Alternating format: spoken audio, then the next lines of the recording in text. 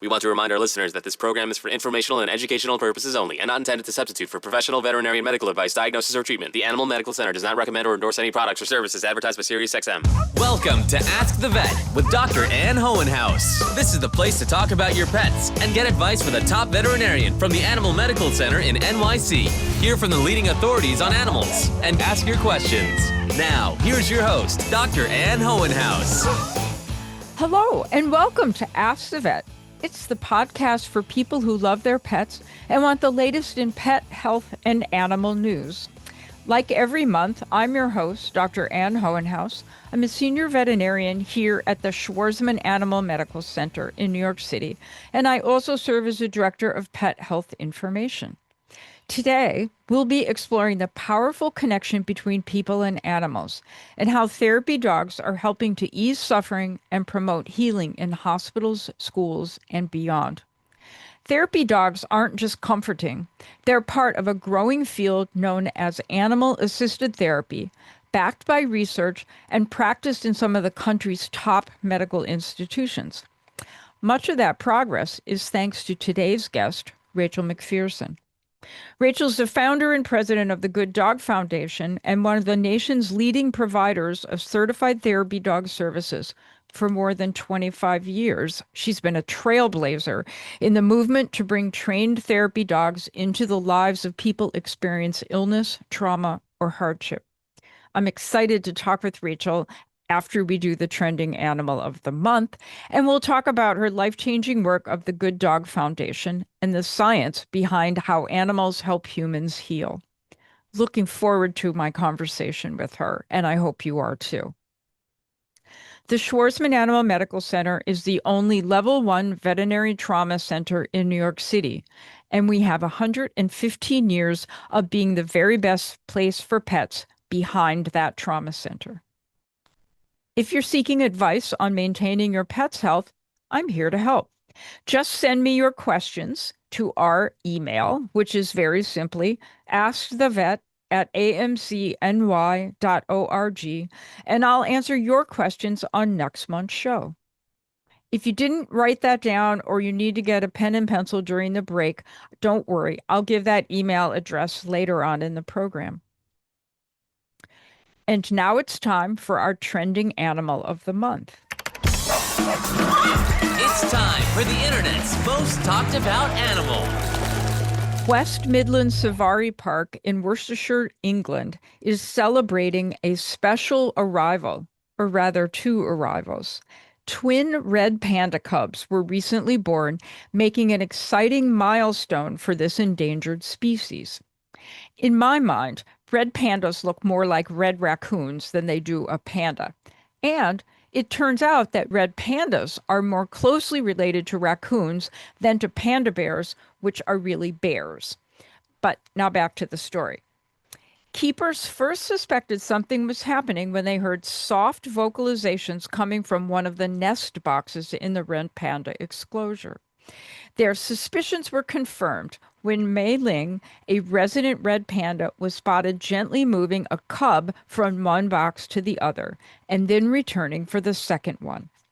This is Mei Lin's second litter of cubs, and in a charming twist of timing, they were born on the exact same date as her first pair were born 2 years ago. It's a rare coincidence that makes this new birth feel especially meaningful to the red panda team. These cubs are part of a European conservation breeding program designed to help grow and protect red panda populations, which are now estimated at fewer than 10,000 individuals in the wild. And now it's my pleasure to introduce today's guest, Rachel McPherson. Rachel is the founder and president of the Good Dog Foundation, a nationally recognized nonprofit that provides animal-assisted therapy through certified therapy dog teams across the Northeast. Under her leadership, Good Dog has grown from just 3 dogs to more than 1,000 volunteer teams, conducting over 330,000 therapy visits a year. That's like 1,000 a day when you multiply that all out. Rachel's journey into this field began with a documentary film project and evolved into a lifelong mission to advance the human-animal bond. Her work has helped bring therapy dogs into hospitals, schools, and nursing homes, and has led to changes in the New York state law allowing therapy animals in healthcare settings. Before she founded Good Dog, Rachel was an Academy Award nominated film and television producer. She served on numerous nonprofit boards and continues to be a passionate advocate for healing, inclusion, and community service. Wow. Rachel, thank you so much for joining me here on Ask the Vet. It's so nice to be here with you, Anne. It's just a pleasure. Your occupation is what I actually, as a child, wanted to do, is to be a veterinarian. So I'm very envious on your career. Well, thank you. Great job. It is a great job. I agree. So, since I'm always animal focused, I want to start by asking you, what pets do you currently have at home? I have 2 poodles at home. I have a standard poodle, Atticus, and I have a toy poodle, Little Bit. So Atticus is a big poodle. Atticus is a standard poodle. He's a big guy. Yes. And he's white, black? He's actually a party poodle. He's black and white. Oh, party means more than one color. Exactly. And the other thing is, I don't know that I've ever known a party standard poodle before. The ones I see are either usually black or white, occasionally an apricot. Is that because they're rare? Yes, it's because they're rare. And his breeders live in Utah, and the gentleman part of the couple is he is a vet. So he really works a lot making sure his party poodles are, in great shape, great health. And they're just beautiful, beautiful animals. So are both or one or none therapy animals?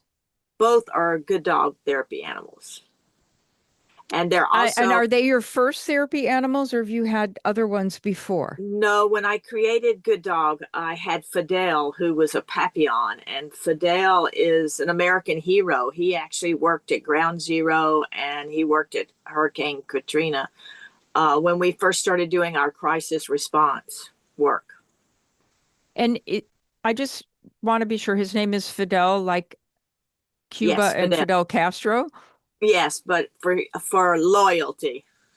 Fidel. Okay. All right. I took care of a Havanese dog who was named Fidel, and I thought that was just the best name for a dog supposedly that had come from Cuba. So I have very fond memories of dogs named Fidel. Yeah, and I had Fidel, and I've had Yazi, who was a French bulldog, who also was a good dog therapy dog. So I've had, through this 25 years, I've always had a good dog therapy team. How do you find time to run a therapy dog foundation and do therapy with your own dogs? I recently have not done therapy with my own dogs, but as much as I used to, but I love doing the work, and it's such fabulous work. So do you have a specialty in therapy? Like, do you go to schools and read? Do you go to hospitals and visit patients? I've always either worked with children who have various disabilities, or I've done a lot of crisis response work with my dogs. Really love being there for people who are in a traumatic crisis situation. So let's talk about the Good Dog Foundation. How'd you get from film to dogs? I was going to actually create a feature documentary on animal-assisted therapy and the human-animal bond. And then I started researching the entire field, and I realized it was against the law in the state of New York for dogs to go into hospitals. So then I got very involved in creating the Good Dog training program, and I trained 3 dogs in the beginning.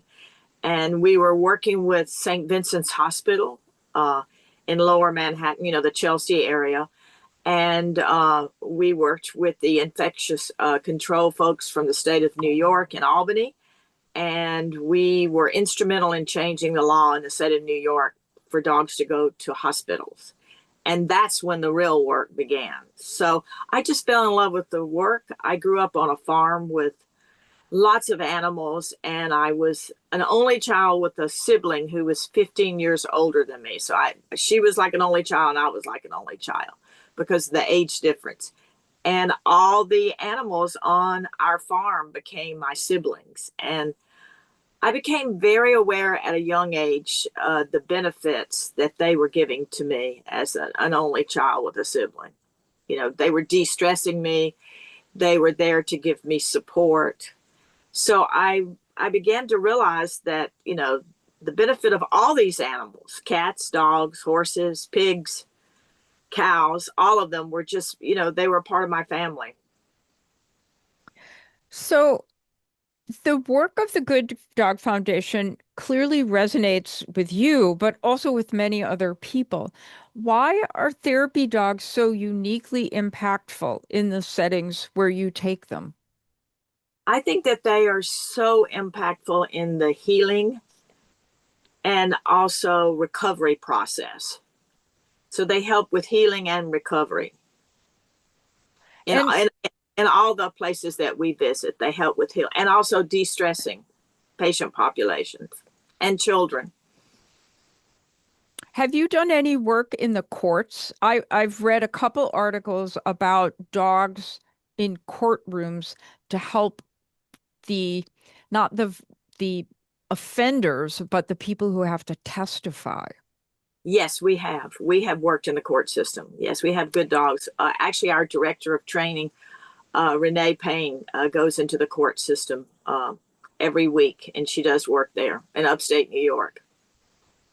Yeah, I think that's a really interesting way to have dogs work is you can see going into the hospitals and visiting children who are sick, but the courtroom is a very different environment than, say, a hospital. And so I think I don't know who came up with that idea, but I think it's a really interesting one. Yeah, and we've also created a workforce wellness part of Good Dog. It's part of our mission now, and we're going into corporate America, helping to de-stress the folks in corporate America.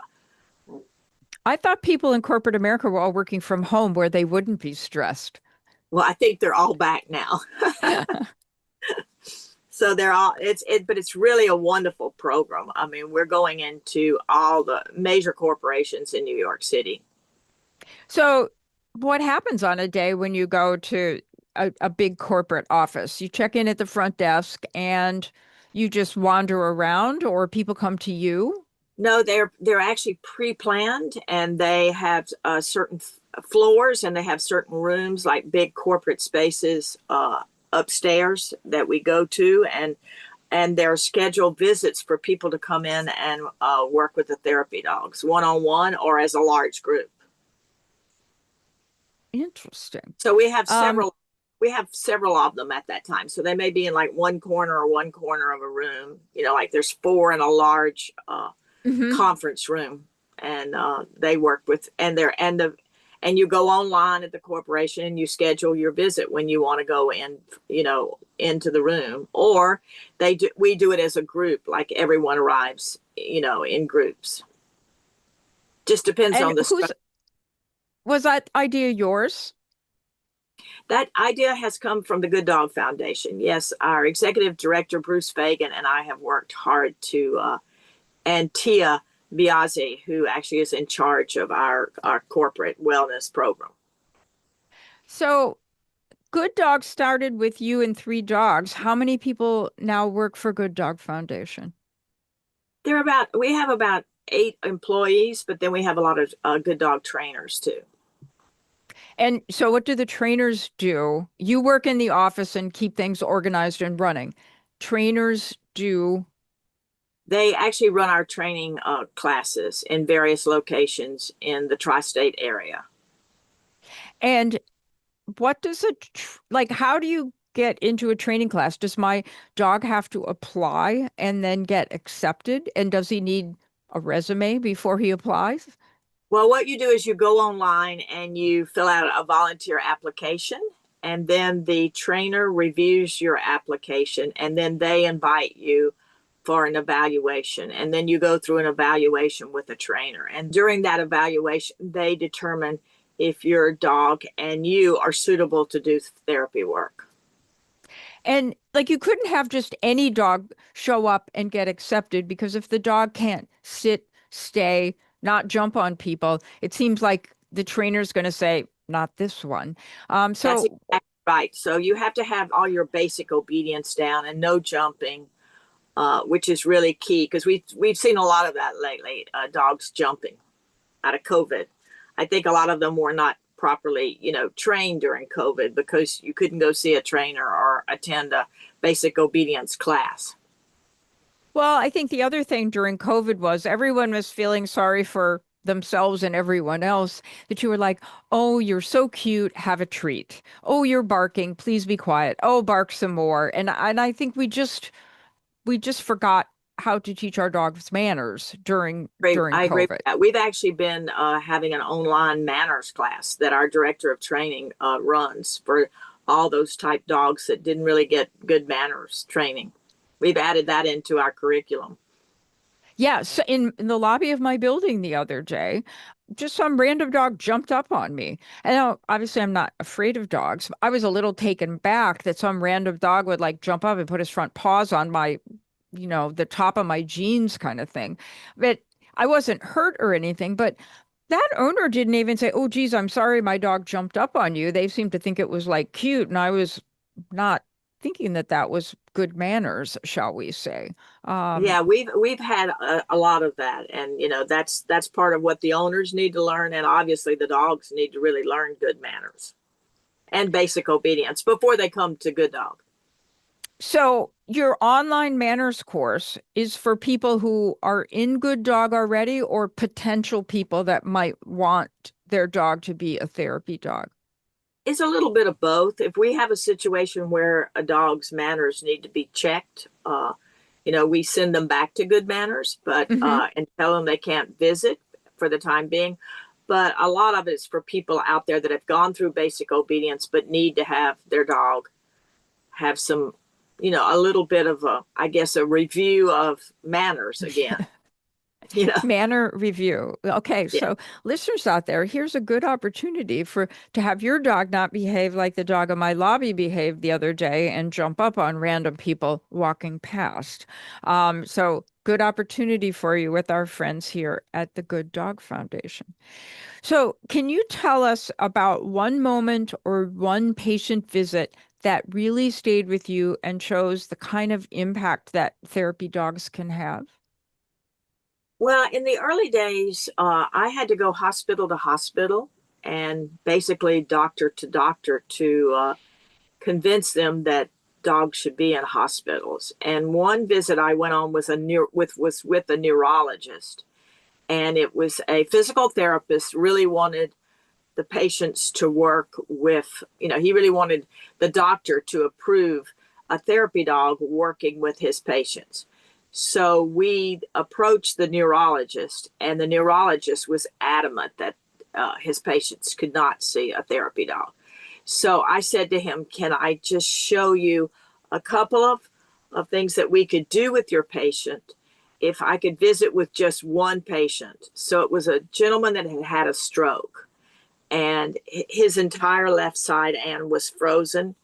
And so I said, let's use the therapy dog. Let's put him in his lap. So it was Fidel, the little Papillon. I put Fidel in his lap and gave the man a little tiny ball. And so in his left hand, I gave him the ball, and I said, see if you can throw it, and Fidel will collect the ball. So the gentleman, the patient, tried to throw the ball, which he just kind of dropped the ball on the floor. And Fidel jumped down, picked up the ball, brought it right back to the guy. And the man was completely delighted to participate in working with the dog.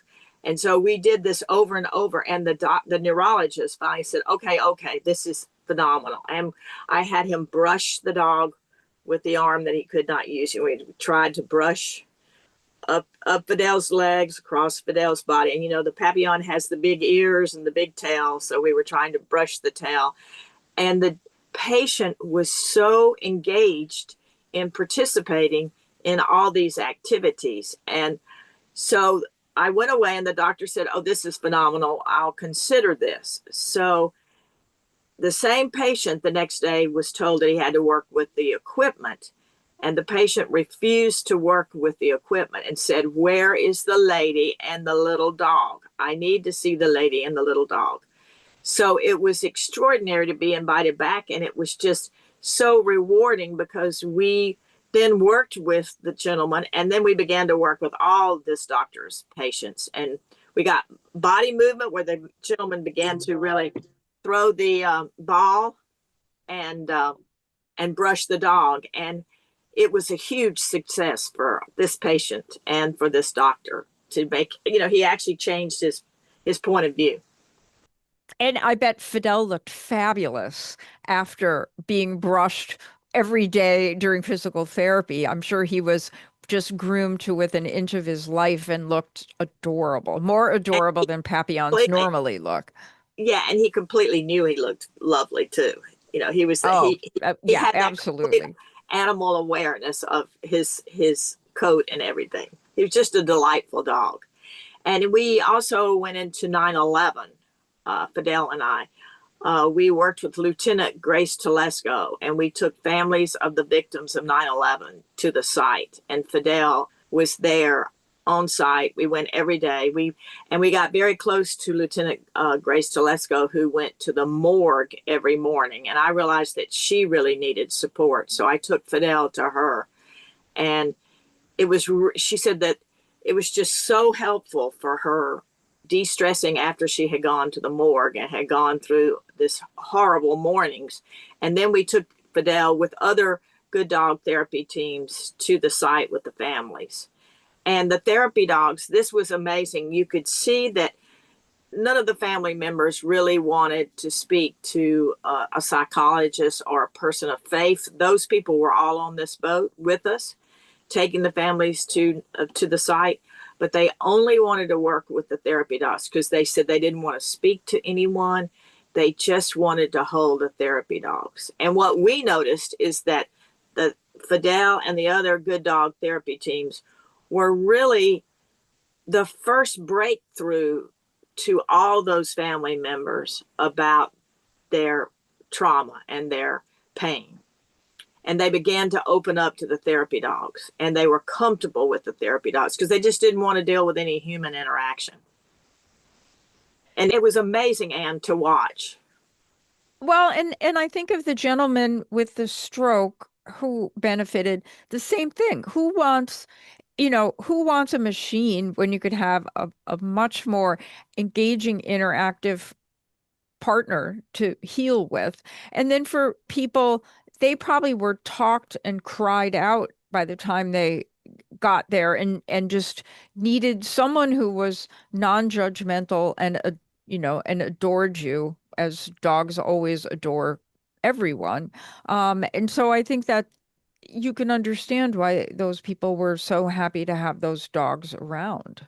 Absolutely. They were so happy to have. And I mean, it was very cathartic for some of them. Some of them had not released. They released around the dogs, and they really opened up and showed their emotions because they weren't being forced to talk about it. It just came freely. And it was actually the first step in a lot of those people's family members' healing process. So therapy dogs always work in a team because they can't get there on their own, and they need someone to bring them and someone to direct them and tell them what to do. So what's a great handler? What are the qualities that make someone a really good person to partner with a dog? I think the most important thing, I mean, I'm this way as a handler, and I think all our handlers are this way, is they really have a huge bond with their dog. They connect with their dog, and they have complete awareness of their behavior.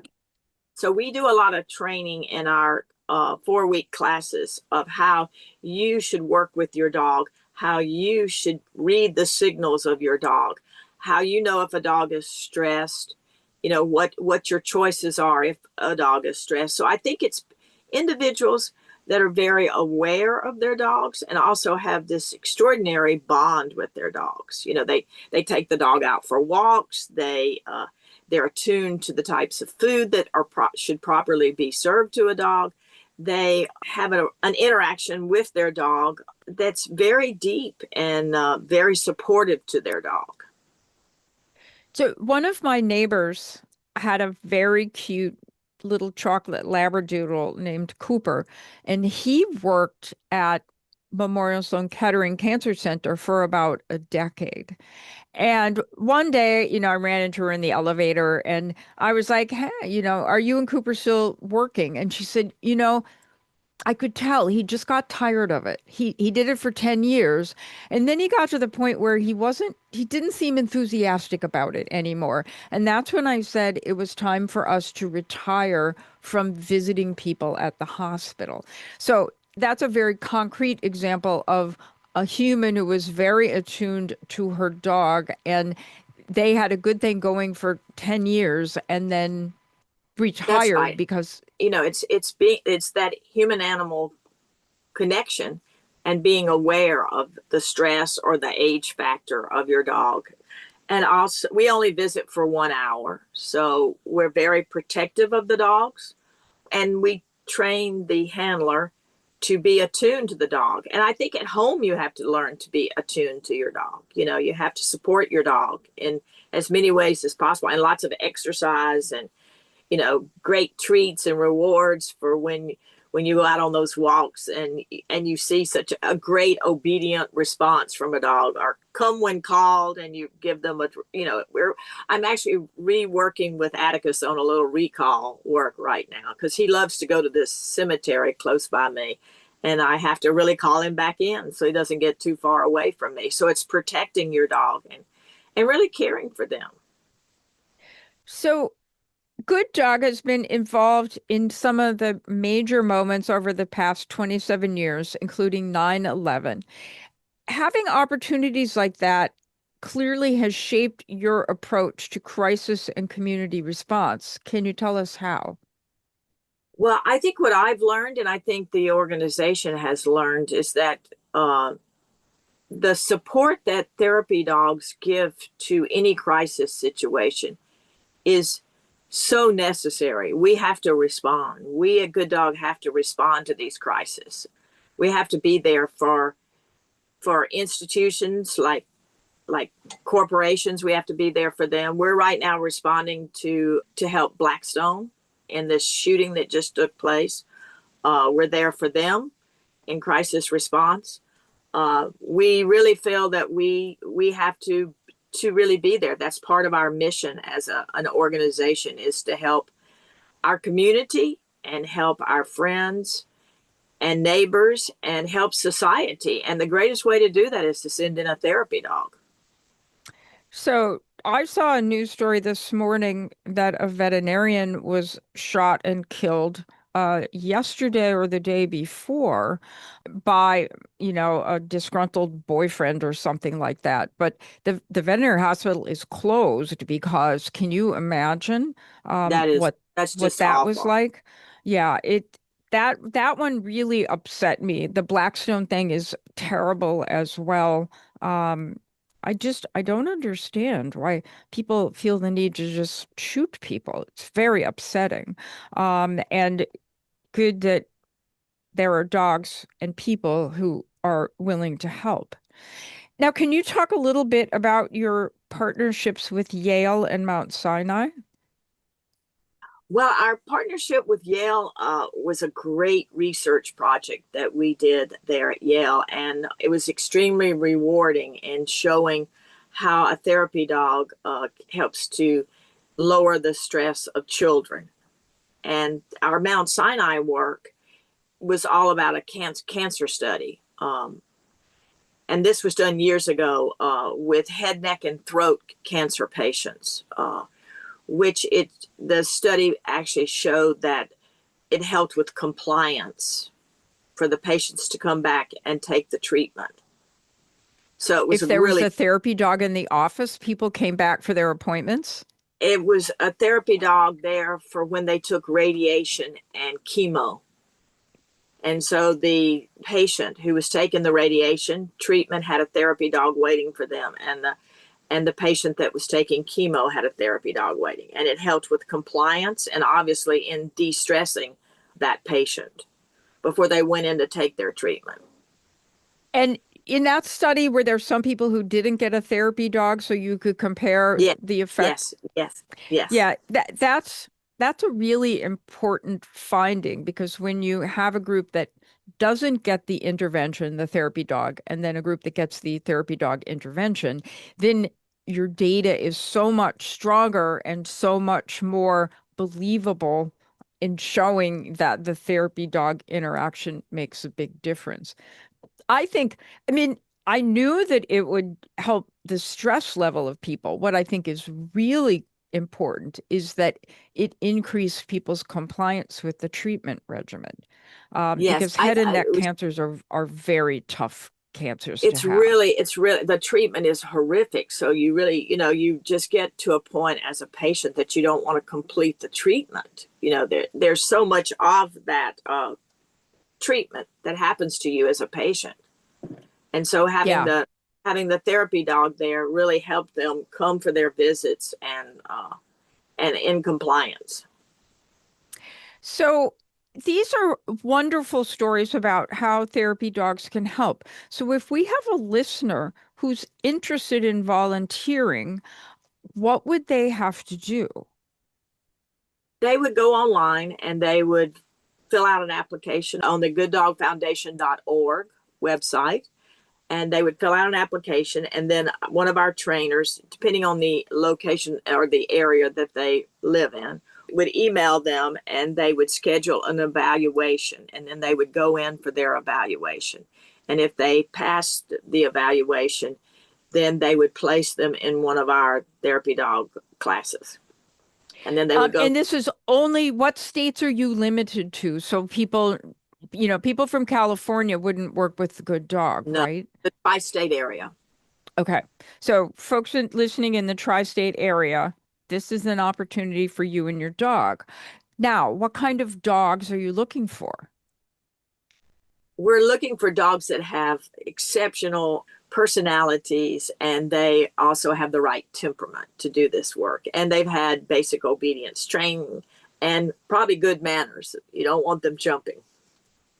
But it can be a little dog, because just in case someone doesn't know what Fidel was a Papillon, and they're called the little butterfly. They're little dogs. And then you've got the standard poodle, who's, a 50, 60-pound dog, depending on if it's a big one or a little smaller female. So size is not the determiner. Size and breed, and we have lots of mutts. We have pit bulls that do this work. We have all types of breeds, and a lot of mutts. Rescue dogs. We have a lot of rescue dogs that do this work. They're amazing. It's a great story to see a rescue dog be rescued and then go in and do this work. What a wonderful story of that dog's life. Oh, and there are absolutely wonderful stories out there about dogs. So what's next for the Good Dog Foundation? What project are you working on that is the next thing on the horizon? Well, we're really growing this workforce wellness project, and we're also working to grow our entire organization in the Bronx, because, the Bronx is the poorest district in the United States. So we're in the process of creating programs in the Bronx and training people who live in that area to supply those hospitals. And I'm sure that there are children who would benefit from the reading programs that you can do with therapy dogs as well. Yes. And so we're also training professionals and their dogs. We worked with the New York City Department of Ed, and we were in the school systems of New York with their comfort dogs, training the comfort dogs to work in the classrooms. So we want to expand that program into other parts of the tri-state area and other school districts. So if anyone listening, is involved in a school district or a teacher and is interested in getting dogs trained to come into their schools to work with the children in reading programs and in other ways in the school system, then they should reach out to the Good Dog Foundation. And children read better to a dog than they do to a judgmental teacher or parent. So that's a great way to end this conversation. I want to thank Rachel so much for joining us today. And I hope everyone else has enjoyed learning about the important work of the Good Dog Foundation. To find out more about the Good Dog Foundation and how you can get involved, you can visit their website, which is The Good Dog Foundation, one big word, .org. Thank you so much for having me today. I enjoyed my time with you. You're welcome. Pleasure to have you here. I know that keeping your pet healthy is very important to you. And with that said, I hope you'll reach out to me if you have a question about your pet's health. I'll answer your question on next month's Ask the Vet podcast. All you need to do is email me at askthevet@amcny.org.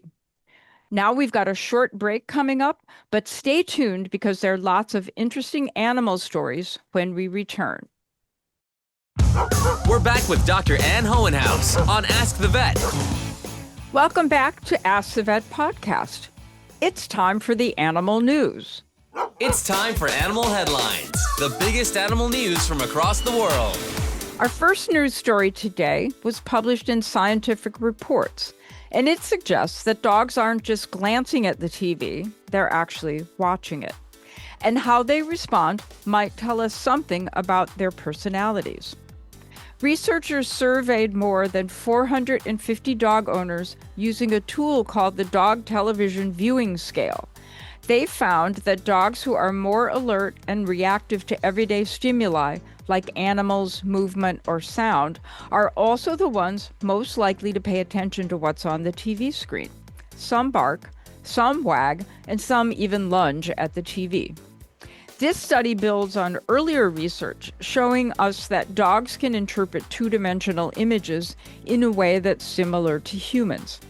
So when your dog is staring at a nature documentary, they might actually be recognizing the animals on the screen, not just reacting to flashing lights and colors.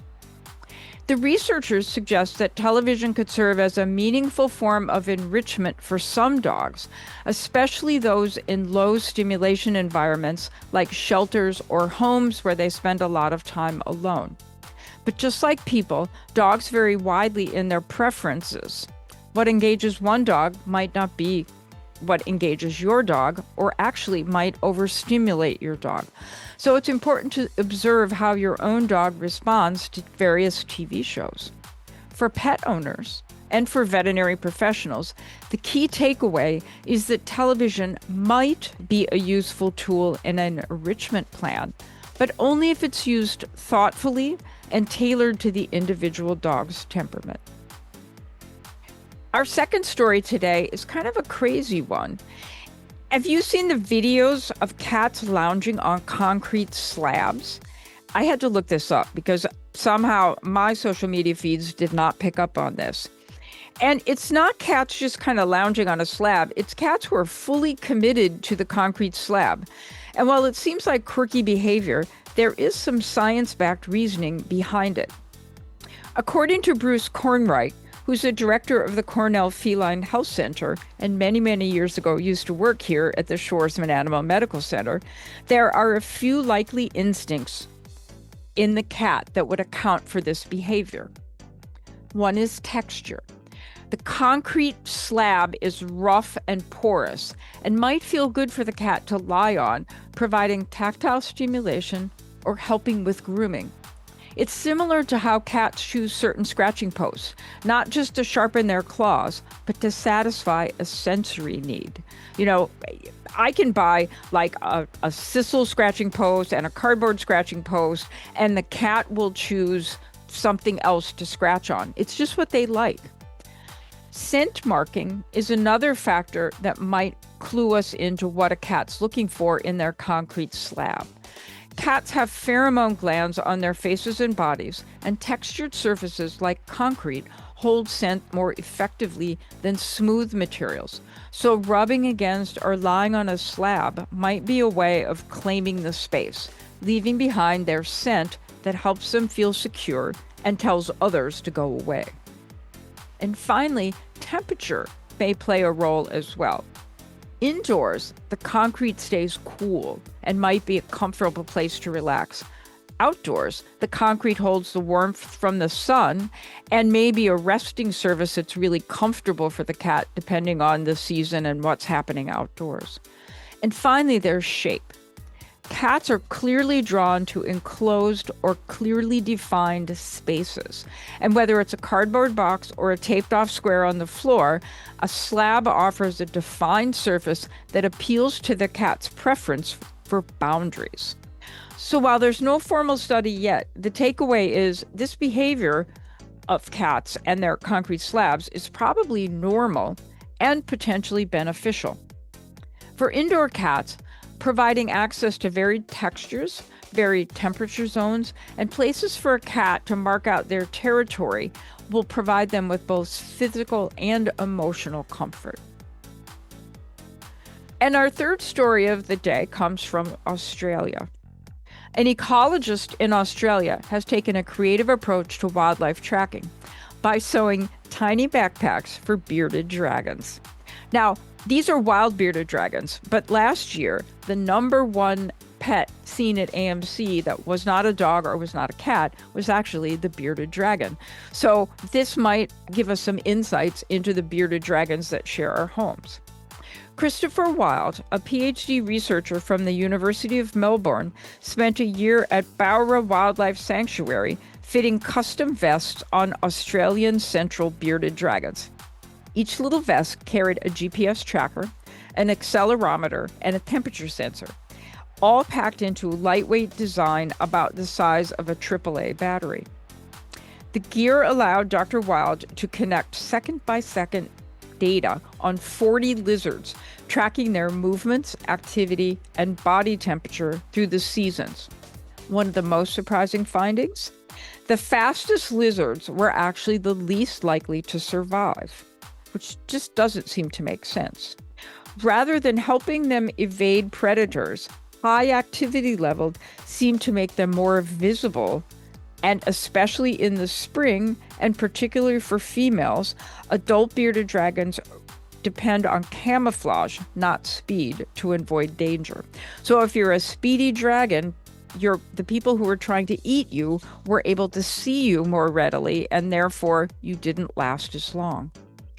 The study was published in the Journal of Animal Ecology and challenges the assumption that faster means safer in the wild.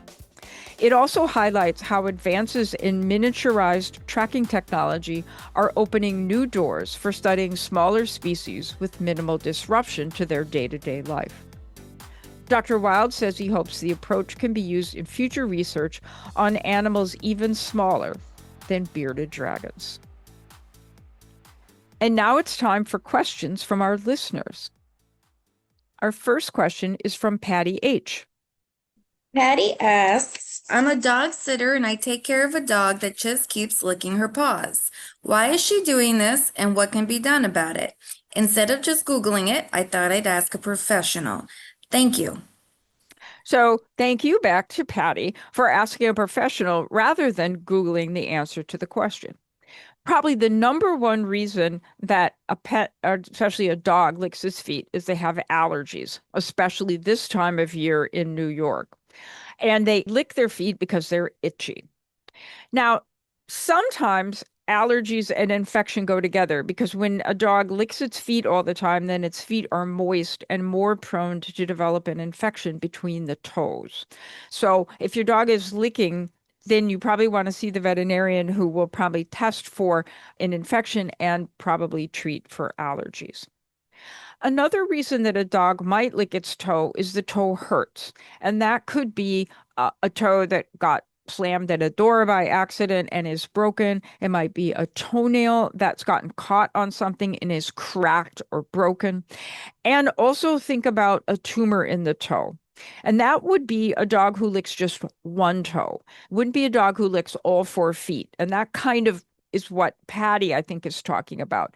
But if your dog is licking one foot and one toe only, then I would be worried about a toe tumor, which does happen not uncommonly in dogs. And then finally, it's also possible that a dog that starts licking their feet because of allergies then develops a bad habit and keeps licking their feet. And if that's the situation, then Patty H. might want to check with a behaviorist to learn how to break that very bad habit. So, Patty, I hope that your sitting dog gets better soon, but I think its owner should take it to their veterinarian. Our next question is from Lori C. And Lori's question is, my 5-year-old cat, otherwise healthy, has recently been hospitalized for stress-induced rhabdomyolysis. I've read that anesthesia can be risky in these cases. Is it still safe to have her spayed, or would that pose too much risk? She's indoors and not around other animals. Are there safer options if she ever needs surgery? So, rhabdomyolysis is muscles that die. And this is a really uncommon problem in cats. So this cat, if it needs anesthesia for a spay or another reason, probably needs a whole team of medical specialists to help get it through surgery. AMC's Emergency Critical Care Service has seen a few cats who got into some human medications, and these cats got rhabdomyolysis and sadly died from the condition because of the overdose of the medication that they ate. The people accidentally dropped a pill on the floor, and the cat ate the pill. Rhabdomyolysis has more commonly, though, been associated with a genetic abnormality, meaning something that was present at birth, and it is similar to muscular dystrophy in people. So when cats with this genetic abnormality are stressed or undergo anesthesia, the muscles break down and die. And this results in a very sick cat or maybe a cat who dies very unexpectedly. This genetic abnormality doesn't only affect the muscles of like their legs, but also affects the muscles of their heart and can cause cardiac problems. So this kitty probably needs an internal medicine specialist to diagnose the condition, a cardiologist to evaluate the heart, and if the cat needs anesthesia, probably an anesthesiologist to manage the anesthesia, in addition to the surgeon to do the surgery. So I think this cat might have a very uncommon and complicated problem, and I hope that Lori has the team nearby that her cat needs. And our last question is from Pam B. Question is, I've heard that some dogs are allergic to certain vaccines or medications. How common are these reactions, and what should I watch out for when my dog gets vaccinated? So, Pam, very happily, vaccine reactions are quite uncommon. And although anyone can have an allergic reaction to a vaccine, it's quite rare in dogs and occurs only in somewhere around 25 to 50 of every 10,000 dogs vaccinated. And of those 25 to 50 dogs, of the 10,000 vaccinated, only 6 of those 10,000 were allergic reactions. So that's what I mean when it's very uncommon, 6 of 10,000 dogs. Doesn't mean that you shouldn't monitor your dog after vaccination, and you would want to watch for a swollen face, a lot of scratching, not just scratching at the injection site, but scratching all over. But the good news for you is it'd be pretty unlikely that you're going to see that. But if you do, you'd want to call your veterinarian immediately. Thanks to everyone who wrote in with a question. Just remember, it's askthevet@amcny.org. And we're going to take our second break and be back with information from AMC's Usdan Institute for Animal Health Education. We're back with Dr. Ann Hohenhaus on Ask the Vet. Welcome back, everyone. I'm here to give you important information from AMC's Usdan Institute. As summer cookouts sizzle on, here's a friendly reminder. A lot of what's delicious for us at a barbecue could be dangerous or deadly for our pets. First, the grill. The smell of the burgers and ribs can be irresistible to curious noses, but hot surfaces can burn paws, and an eager pup or cat could easily bump into the grill and knock it over. And then there's the food itself. Delicious, rich, fatty items like hot dogs and cheeseburgers are a treat, but they can potentially cause pancreatitis, which is a painful and potentially life-threatening condition in dogs. Many picnic favorites are actually toxic to pets. Grapes, raisins, onions, chocolate, alcohol, and anything made with xylitol belong on every pet parent's no-no list. And then there are the choking hazards. Corn cobs, which AMC surgeons cut out surgically all the time. And yesterday, someone here took a peach pit out of the stomach of a dog because that can cause a dangerous blockage. What I think are the most scary are the wooden shish kebab skewers because they don't show up on x-rays. So your dog swallows one and then it pokes a hole in the intestine, causing injuries internally or a severe infection. And then don't forget the trash. Be sure your trash can lid is on tight so that your dog or cat doesn't go dumpster diving for some delicious tidbit in the trash and make themselves sick because of that. If you really can't watch your pet during the barbecue, then maybe it's better just to let your pet relax at home and take them a snack or two in a doggy bag. Now, it's important to keep our pets safe, especially this time of year when we're all out and about. This time of year can also bring up memories of pets we've lost. And on Tuesday, September 9th at 6:15 p.m., the Ustand Institute will host its 8th annual Celebration of Life, a pet memorial event. It's a virtual gathering to honor the pets we've lost and to reflect on the lives we've shared.